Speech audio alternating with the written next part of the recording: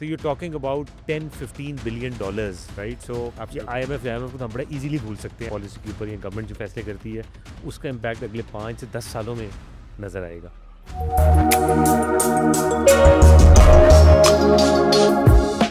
बिस्मिल्लाहिर्रहमानिर्रहीम, अस्सलाम वालेकुम।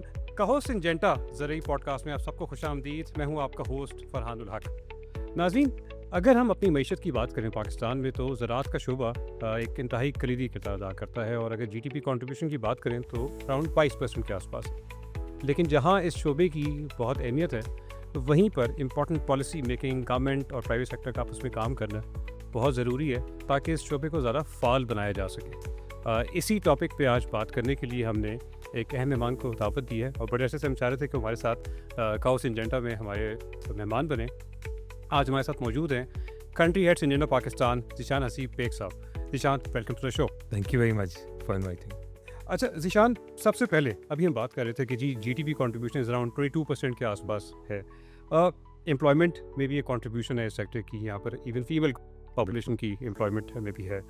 कैसे देखते हैं इस सेक्टर को पाकिस्तान के इकोनॉमिक फ्यूचर के बारे में? इस कह लें हमारी मईशत में एक अहम किरदार तो है ज़राअत का। हाउ डू यू सी ज़राअत as a major contributor to the economy? बिल्कुल, एब्सोल्युटली जी। आपने जिसका मेंशन भी किया, ज़राअत जो है, जैसा कहते हैं कि मुल्क की शाहरग है।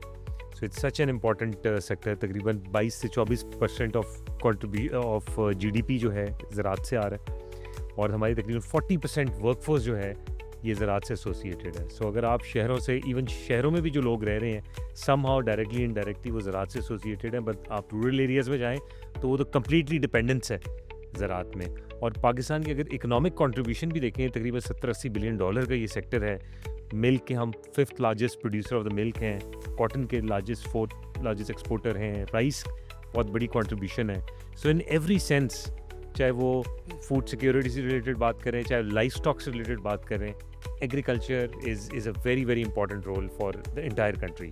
अच्छा, अब जाहिर है ज़ीशान, पॉलिसी मेकिंग कोई भी सेक्टर हो, पॉलिसी मेकिंग पे आके सारी बात वहीं पर आ जाती है कि जी अच्छी पॉलिसी बनेगी तो वो सेक्टर अच्छी प्रोडक्टिविटी भी होती है। अगर नहीं अच्छी पॉलिसी मेकिंग तो नहीं भी होती। माशाल्लाह काफ़ी वसी तजुर्बा है आपका। पिछले 4-5 साल से आप बहुत दूसरी काम भी कर रहे हैं with the key stakeholders. कैसे देखते हैं पॉलिसी मेकिंग को? क्या कुछ इम्प्रूवमेंट देखते हैं? क्या गैप्स देखते हैं? Your take on this. देखिए जी, पॉलिसी ऑफ कोर्स किसी भी सेक्टर की जो डायरेक्शन है वो पॉलिसीज़ ही डिटर्मिन करती हैं। सो आज जो हम फैसले करेंगे, लेट्स से पॉलिसी के ऊपर, या गवर्नमेंट जो फैसले करती है उसका इम्पैक्ट अगले 5 से 10 सालों में नज़र आएगा। सो पाकिस्तान में फॉर्चुनेटली और अनफॉर्चुनेटली आई वुड से कि मिक्स्ड किस्म की पॉलिसीज़ हैं। कुछ चीज़ें अच्छी भी हुई हैं शॉर्ट टर्म में। अभी अगर रिसेंट बात करें, जहाँ पे बहुत ज़्यादा पब्लिक सेक्टर और प्राइवेट सेक्टर की कोलैबोरेशन के ऊपर बहुत सारे एवेन्यूज़ हुए हैं, चाहे वो फाइनेंसिंग से रिलेटेड हैं, चाहे वो एग्रीकल्चर इनपुट से रिलेटेड है। But at the same time बहुत सारी रुकावटें भी हैं, बहुत सारी हिंड्रेंसेस भी हैं और चैलेंजेस भी हैं। इनफैक्ट अगर हम पाकिस्तान की पॉलिसीज़, अगर मैं एग्रीकल्चर इनपुट सेक्टर की बात कर लूँ, मैं अभी लाइफ स्टॉक की बात नहीं करता, मैं प्राइमरली फोकस कर लेता हूँ क्रॉप्स को और इनपुट सेक्टर को। तो इधर आज भी हम उस एरा में बैठे हैं जहाँ पे OECD कंट्रीज़ से, जिसमें दुनिया की टॉप कंट्रीज़ आती हैं, हमारे हमसाए ममालिक भी आ जाते हैं, उनसे हम काफ़ी सारी चीज़ों में पीछे हैं। और स्पेशली अगर हम आउटपुट की बात करें तो यील्ड में तकरीबन 25 से 30% हम अपने नेबरिंग कंट्री से पीछे हैं। और one of the key reasons is policies. अब पॉलिसीज़ में बहुत सारी चीज़ें हैं। एक तो गवर्नमेंट की over regulation, I would say. जिस तरह मिसाल मैं इसको देता हूँ, आप बड़ी क्रॉप्स देख लें, मेजर क्रॉप्स जिसमें गवर्नमेंट की रेगुलेट करती हैं प्राइसेस को, तो मार्केट फोर्सेस डिमांड सप्लाई खुद से मैच नहीं कर सकती।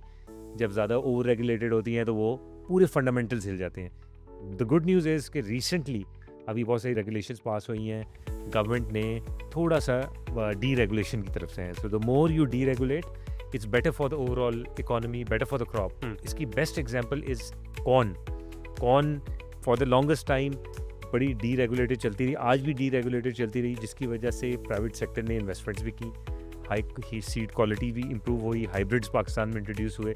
पर at the same time demand supply ने अपनी कॉर्न की प्राइसेस डिटरमिन की। सो फार्मर भी खुश, जो मैन्युफैक्चरर है, सीड प्रोड्यूसर है, वो भी खुश, और end of the day consumer को उसका बेनिफिट होता है in terms of better quality. So again to coming to your point, policy में मिक्स बैग है, आई वुड से। कुछ चीज़ें अच्छी हैं, जो ओवर रेगुलेशन है वो that is a big challenge.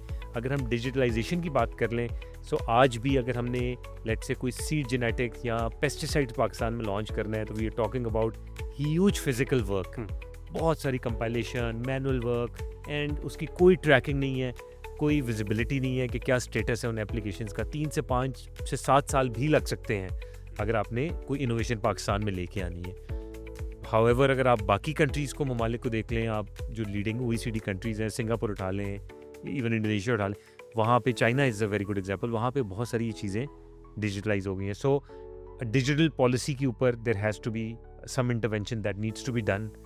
इसी तरह अगर हम द वे हमारी रेगुलेशंस डिफाइंड है पाकिस्तान में, one of the challenges that a lot of companies face is ये जो हमारी 18th अमेंडमेंट के थ्रू बहुत सारी फ्रेगमेंटेड है sector. So agriculture is also one sector जो कि प्रोविंशियल सेक्टर है, फेडरल के पास भी हैं कुछ चीज़ें, काफ़ी सारी चीज़ें एग्जीक्यूशन की इम्प्लीमेंटेशन नीचे प्रोविंसेस के पास भी हैं। सो अ लॉट ऑफ टाइम्स ये बहुत बड़ा ब्लॉकर बन जाता है, जिसकी वजह से ना सिर्फ इनोवेशन बट ऑन ग्राउंड जो चीज़ें हो रही होती हैं वो भी इम्पैक्ट हो जाती हैं, स्लो डाउन कर देती हैं। So I think one of the areas जो पॉलिसी वाइज देखना चाहिए कि स्ट्रक्चरली एग्रीकल्चर को आगे किस तरह लेके चलना है। बहुत सारे ममालिक में काफ़ी सारे टॉपिक्स फेडरल के पास होते हैं और कुछ टॉपिक्स प्रोविंशियल के पास भी होते हैं। So I think that is also policy matter जहाँ पे some innovative thinking has to be done so that things can move forward quickly. ठीक हो गया। अच्छा, अभी आपने डिजिटल पॉलिसी की बात की, डिजिटलाइजेशन के ऊपर बात की, चीज़ें बहुत सारी हैं करने वाली। अगर पॉलिसी मेकिंग के ऊपर हम बात करें, what are the top 3 initiatives आपको लगता है पॉलिसी मेकिंग के अंदर जो लेने चाहिए, जिसका एक इमीडिएट बेनिफिट हमारे ग्रोअर को भी पास ऑन हो सकता है? बिल्कुल सही। So I think very relevant question, and अगर if I really have to short it down to 3 top things, so I think पहली चीज़ तो ये है कि regulatory policy, so ease of doing business. So आपकी जो मल्टीनेशनल्स हैं, लोकल बड़ी कंपनीज हैं, how can we ease things for them? So there are lot of policies around that. जिस तरह मिसाल के तौर पे रजिस्ट्रेशंस की टाइमलाइंस होनी चाहिए, रजिस्ट्रेशन प्रोसेस को डिजिटलाइज करें, many more things. So ease of doing business, I would say, is policy number 1. इससे आपकी इन्वेस्टमेंट भी बढ़ेगी, FDI into the country. At the same time, जब ये फ्लरिश करेंगी कंपनी, so exports और लोकल प्रोडक्शन भी definitely will get positively impacted. Second thing is your technology. अगर आप पाकिस्तान के लैंडस्केप को देखें तो अभी भी हम टेक्नोलॉजिकली बहुत पीछे हैं दुनिया से। One example is drones. इस वक्त सिचुएशन ये है कि पाकिस्तान में there is no drone policy that exist in the country. Ad hoc basis में एक आध लीडिंग कंपनीज हैं, उन्होंने अप्रूवल्स ले लिए हैं, but there is no public drone policy for a multinational, let's say. और it's such a huge gap, क्योंकि आगे देखें आपकी labour availability, labour cost is a challenge, and even efficacy point of view, drone is proven to be much more effective. Correct. But I think around technology there are a lot of interventions that can be done, drone being one of those. And lastly, अगर देखें तो काफ़ी सारी innovations के around, how do we accelerate a lot of innovations? Biotech की बात हो रही है दुनिया में, मिसाल के तौर पे जैसा कॉर्न है, कॉटन है, इनके दुनिया में बायोटेक्नोलॉजी के through different variants of seeds आ चुके हैं। How can we introduce those in Pakistan? बहुत सारे क्लाइमेट रिलेटेड प्रोडक्ट्स हैं, even Syngenta has a lot of products जो कि जिस तरह, क्योंकि देखें पाकिस्तान में water scarcity and climate are the 2 big challenges. We have solutions globally available for these problems, right? वो ज़ाहिर 100% तो नहीं उसको सॉल्व करती, बट मैनेजमेंट के लिए those solutions are very very important. So उनको कैसे एक्सेलरेट किया जा सकता है? So just to summarise, ease of doing business, technological interventions to make sure we have the right policies in place, and lastly, how do we have policies around quick innovations? I think these are 3 areas. I think 3 very valid points. और रिचान, थोड़ा सा मैं ये, अब जाहिर है we know exactly कैसे कि ये टॉप 3 फोकस एरियाज हैं। अब बात आ जाती है, अच्छा, government is on one side, private sector on the other side. How do both of them work together, इकट्ठे मिलके काम करें? आपको क्या लगता है, what should be the role of private sector in particular? Because ज़्यादा इनोवेशन आइडियाज़ यहाँ पर आ रहे होते हैं, लेकिन there is need to scale them up. Absolutely. तो how do you see both of them working together? देखें, the good thing is कि recently in the past 3-4 years this has drastically improved. बहुत सारे forums बने हुए हैं जहाँ पे गवर्नमेंट ने, प्राइम मिनिस्टर साहब खुद बहुत ज़्यादा इन्वॉल्व हैं to hear from the private sector as well. बहुत सारे forums बने हुए हैं। The challenge is twofolds. एक तो चीज़ ये है कि बहुत सारी consultative engagements होती हैं, but how do we institutionalize these forums so that उसके ऊपर execution होती रहे, and then there's accountability also from both public and private sector. So I think that's one कि इसको हम consistently किस तरह करते रहें ताकि ये चीज़ें कंटिन्यू हों और इम्प्रूवमेंट्स आए. Second thing is a lot of times what I have notice is कि जो हमारे रेगुलेटरी गवर्नेंस स्ट्रक्चर है, जिस तरह फेडरल है and then a lot of power is with the provinces as well. काफ़ी दफ़े ऐसे भी होते हैं कि कुछ टॉपिक्स जब फेडरल से डिस्कस होते हैं तो this lot of support the buy in, but जब प्रोविंसेस के पास जाते हैं तो then again you have to start from scratch, और वो सारी आपको समझाना पड़ता है, बिजनेस केसेस बनाने पड़ते हैं. So all of this delays the whole process, right. So अगर दो चीज़ें हो जाएं, एक तो ज़ाहिर है ये जो मैंने बताए हैं कंसल्टेशन की बजाय कोई कंसिस्टेंट फोरम्स बन जाए जहाँ पे ये सारी डिस्कशंस होंगी with very clear objectives, KPIs and accountability. I think that's one. And second thing is कि a topic like agriculture, how can we make decision making more quicker within the government. So I think ये दो चीज़ें हैं which are very very important. और जिस तरह मैंने बताया, अगर ease of doing business होगा तो automatically a lot of private companies will invest in the country. Correct. जब वो invest करेंगी तो ज़ाहिर innovation भी आएगी, export भी बढ़ेगी, आपकी local production वगैरह भी improve होगी. So it's a combination of the couple of these things. I think very well said. और ये अभी हम बात कर रहे थे डिजिटलाइजेशन की, और आई थिंक ये क्वेश्चन तो जो मैं खुद भी करना चाहता था आपसे वो ये कि specially under your leadership in the past 5 years we have seen a lot of work जो कि सिंजेंटा ने डिजिटलाइजेशन के ऊपर की है. और टेक्नोलॉजी की अगर बात करें तो इट्स वेरी इंपॉर्टेंट कि वो लोकलाइज की जा सके. And I think Syngenta has been at the forefront कि हमने फार्मर्स तक टेक्नोलॉजी को हम लेकर गए. उस पर आई वुड रियली वांट कि आप रोशनी डालें, हमारे नाज़रीन को बताएं कि व्हाट इनिशिएटिव्स जो सिंजेंटा ने लिए हैं इन द लास्ट 5 years. बिल्कुल, एब्सोल्युटली. देखें, technology I think is a key enabler. अब तो गोइंग फॉरवर्ड टेक्नोलॉजी बड़ी इवॉल्व हो रही है. We talking about AI, we talking about AI infrastructure, many solutions. So I think for any company to progress, to succeed, I think it's really important कि वो technology को adopt करें और देखें कि उनके लिए क्या यूज़ केसेस हैं. To name a few, Syngenta में सबसे पहले तो हमने किया ये कि अपनी कुछ चीज़ें इंटरनल डिजिटलाइजेशन के ऊपर की. So the way we operated was very manual.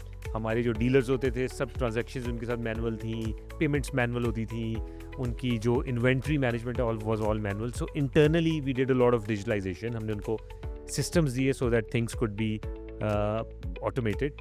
they could have visibility to their inventories और इस टाइप की चीज़ें. सो इसी तरह हमने अपनी सेल्स टीम को हमने उनको मोबाइल एप्लीकेशंस दी ताकि जितने फार्मर्स को सर्व कर रहे हैं, जिनसे मिलते हैं, वो लॉग हो रही है, उनकी हेल्थ चेक हो रहा है, उनका डेटाबेस बन रहा है और उनसे हम फॉलो अप कर रहे हैं कि वाकई whether we are serving those farmers correctly और नॉट, या उसमें कोई इंप्रूवमेंट है. Thirdly farmers, of course the most important, everything we are doing हम वो फार्मर्स के लिए कर रहे हैं. सो फार्मर्स के लिए हमने we did a lot of initiative. एक इनिशिएटिव ये था कि हमने एक मोबाइल ऐप लॉन्च की जिसका नाम है क्रॉपवाइज.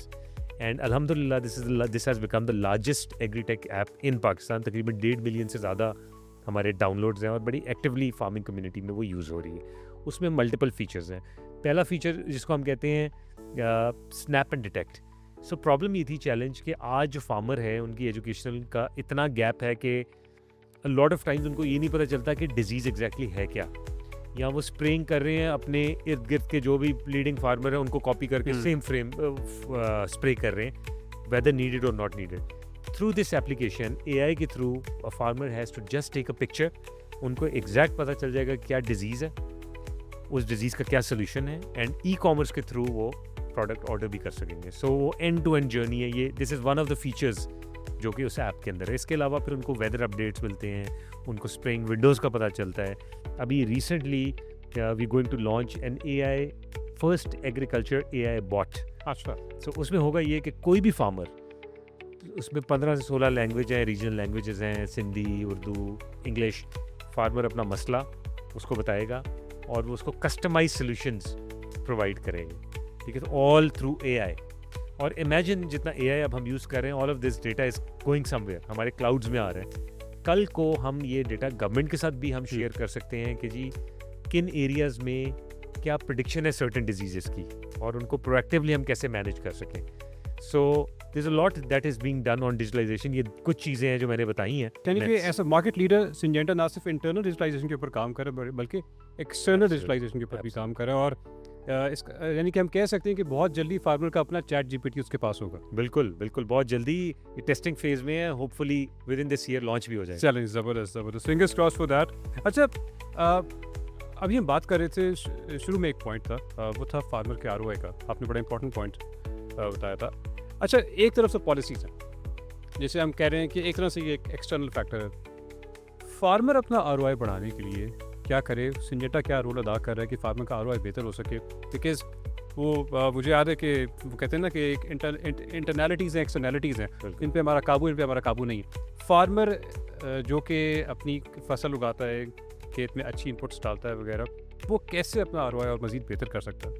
देखें बड़ा सिंपल है इन मैथमेटिकल टर्म्स। आरओआई को अगर आप देखें, दो चीज़ें डिटर्मिन कर रही हैं, क्या प्राइस है और क्या कॉस्ट लग रही है फार्मर की, राइट? प्राइस, काफ़ी सारी क्रॉप्स हैं जिसमें बड़ी रेगुलेटेड होती है। सो एक तो जो गवर्नमेंट ने रिसेंटली, जैसा वीट को भी बड़ा उन्होंने डीरेगुलेट किया है, corn is already deregulated, fruits and vegetables already deregulated. So I think that's a very good initiative. So automatically supply demand के accordingly prices set हो जाएंगी. So I think that's one thing. उसमें farmer कुछ नहीं कर सकता, but I think this is more of a policy thing जो जिसके ऊपर there's a work being done. Farmer की अगर देखें तो मोटी मोटी cost क्या है उनकी? cost of electricity, cost of water, cost of seeds, cost of inputs and then mechanization की जो cost है, right? So अब होता ये है कि हमारे यहाँ जो सीड ले रहे हैं, काफ़ी दफ़ा फार्मर्स शुरू में सस्ते सीड के चक्कर में सीड ले लेते हैं and eventually they have to use more inputs for those seeds. Correct. या उसकी जो जर्मिनेशन है उस लेवल की नहीं होती, जिससे उनकी ओवरऑल यील्ड इम्पैक्ट हो जाती है, right? So choosing the right seed, choosing the right inputs and making sure that excess use of water is not being done, right? क्योंकि हमारी एक बड़ी कॉमन प्रैक्टिस है कि यदि पानी खोल दो तो चली जाएगा, राइट? सो ये हमने रिसोर्सेज मैनेज करना इज़ वेरी वेरी इंपॉर्टेंट। और ज़ाहिर है कुछ एग्रोनॉमिक प्रैक्टिसेस हैं जिन पे हम भी एजुकेट करते हैं फार्मर्स को कि किस तरह अपनी क्रॉप को प्रोटेक्ट करना है, यील्ड कैसे बढ़ानी है, right? So eventually the objective is कि अगर फार्मर एक रीजनेबल कॉस्ट में अपनी यील्ड मैक्सिमाइज कर सकेगा तो इवेंचुअली उनका आरओआई बढ़ेगा। सो आई थिंक ये दीज आर फ्यू थिंग्स जिनका फार्मर को ख्याल रखना है। In short my recommendation is always to use good quality input, क्योंकि वो कहते हैं ना सस्ता रोए बार बार, तो ऐसा ही है। शुरू में अपफ्रंट अगर किसी चीज़ की कोई हल्की क्वालिटी की ले लेते हैं तो उसके कॉन्सिक्वेंसेस बहुत ज़्यादा होते हैं, right? So many at times farmers don't know about this. So credible seeds, credible inputs use करना with the right agronomic practices can ensure yield enhancement for farmers. इसके अलावा अब तो कुछ कंपनीज के भी, इवन सिंजेंटा के भी, there quite a few products जो कि यील्ड एनहांसमेंट के ऊपर भी सपोर्ट करते हैं फार्मर्स को। So maybe exploring those products as well. I think very relevant points और बड़ी बेसिक, मतलब एक स्मार्ट फार्मर, जैसे कि जिशान ने बताया नाज़रीन, कि क्या कर सकता है, मतलब क्वालिटी बीज का इस्तेमाल, पानी का मुतवाज़न इस्तेमाल, अच्छी इनपुट इस्तेमाल करने की बड़ी बेसिक चीज़ें हैं जिससे वो अपना खर्चा भी घटा सकता है और बेहतर पैदावार भी ले सकता है। अच्छा जिशान, गोइंग फॉरवर्ड कैसे देखते हैं पाकिस्तान का फ्यूचर? पिछले 5 सालों में जितना काम हुआ, going forward next 5 to 10 years from the policy making angle, how do you see the future for Pakistan? Because at the end of the day, it all boils down to the right, the right policy making and ultimately जो कि हमारे end user farmer को benefit कर रही है मिलकर। देखिए जी, मैं personally I am very positive about Pakistan future, और उसके मल्टीपल रीजंस हैं। नॉट बिकॉज के पैदा पाकिस्तान में हो, Pakistani, but really if you look at demographics, so we have the youngest population in the world, right? Population, youngest population is an asset because हमारे पास ज़्यादा consumers नहीं है, हमारे पास ज़्यादा वो लोग होंगे जिन्होंने build करना है, setup करने हैं sectors को, right? So I am very positive around the demographics.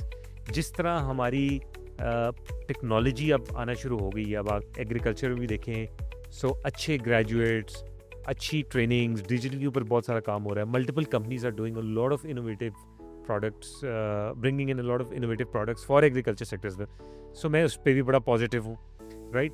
And agriculture को ये देखें कि इतना इंपॉर्टेंट सेक्टर है कि अगर हम सिर्फ अपनी यील्ड, कुछ भी नहीं, हम अपनी यील्ड 15 to 20% बढ़ा दें, अपने नेबरिंग कंट्रीज के एट पार आ जाए, बल्कि उनसे स्लाइटली फिर भी लो होंगे, तो you talking about $10-15 billion, right? So IMF को तो हम बड़ा ईजिली भूल सकते हैं अगर हम सिर्फ इस एक सेक्टर को अपलिफ्ट कर दें। So personally, I'm very, very positive. I see in future next 10 years, the Pakistan, the agriculture sector that I see would be much more digital savvy sector, जहाँ पे every farmer will have access to digital tools. They will be very well aware of, what's happening around, अपनी crop को किस तरह protect करना है, अपनी yield किस तरह enhance करनी है, access to market किस तरह लेनी है, चाहे वो लोकल है चाहे एक्सपोर्ट है। And also I also feel के जो रिसोर्सेज हैं लाइक सॉइल हो गई, आपकी वाटर हो गई, so the in future I also see the farmers will be much more aware and much more conscious कि हमने अपनी एग्रीकल्चर में ये किस तरह इनको प्रिजर्व भी करना है। So I truly don't believe in the agriculture जहाँ पे आप अपने रिसोर्सेज को, पानी को भी ख़त्म कर रहे हो और सॉइल को भी डिटोरिएट कर रहे हो। सो आई ऑल्सो एनविजन पाकिस्तान जहाँ पे एग्रीकल्चर में ये सारी चीज़ों का भी ख्याल रखा जाएगा, and I am very positive, very hopeful about the future. Great, ज़बरदस्त जीशान, बातें बहुत सारी हैं, टाइम का हमें पता ही लगा आपके साथ गुफ्तगू करने में। नाज़रीन, इसी के साथ प्रोग्राम के अख्ताम को पहुंचते हैं। Zeeshan, thank you very much for coming over और for having a very very good discussion, I think very enlightening हम सब के लिए। और नाज़रीन, अगर मैं कुछ सीधा बातें दिशान की कॉन्वर्सेशन में से निकालूँ तो पहली चीज़ तो ये ज़ाहिर है कि जी एग्रीकल्चर हमारी शहर आ गई, और अगर फ्यूचर को देखें तो डिजिटलाइजेशन बहुत अहम किरदार अदा करेगी। ना सिर्फ ये, अगर हम पॉलिसी मेकिंग के ऊपर बात करें तो कुछ ऐसी चीज़ें हैं, जैसे हमने ड्रोन्स की बात की, हमने इसी टेक्नोलॉजी की बात की, कि जिसके ऊपर काम करने से हम एक इमीडिएट बेनिफिट अपने फार्मर्स को पास ऑन कर सकते हैं।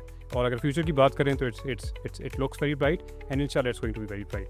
इसी के साथ अपने होस्ट फरहान को इजाज़त दीजिए। Zeeshan, once again thank you very much for coming over. काहो सिंजेंटा की अगली एपिसोड में इंशाल्लाह आपसे मुलाकात होगी, तब तक के लिए अल्लाह हाफ़िज़।